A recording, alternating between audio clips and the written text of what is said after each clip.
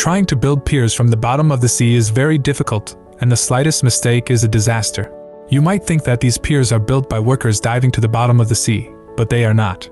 Prior to construction, a cofferdam is required. Engineers will analyze and probe the geological layer that needs to be coffered, and then sink the probing equipment into the seabed.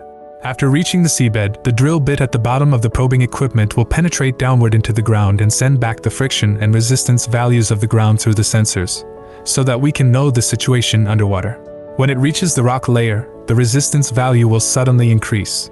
Depending on the depth of the rock layer, engineers will be able to select a site for the cofferdam, and once the location is determined, construction can begin. Workers first use a crane to lift the guide piles and place them on the seafloor, and then drive them into the seabed.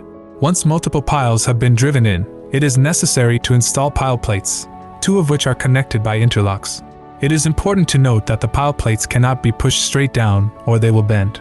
The solution is to let the pile driver vibrate rapidly and slowly push the pile plates downward. The inside of the pile driver is not complicated. The parts inside turn in just the opposite direction, thus making the machine constantly move up and down. Eventually all the mounted plates are connected all together to form the cofferdam.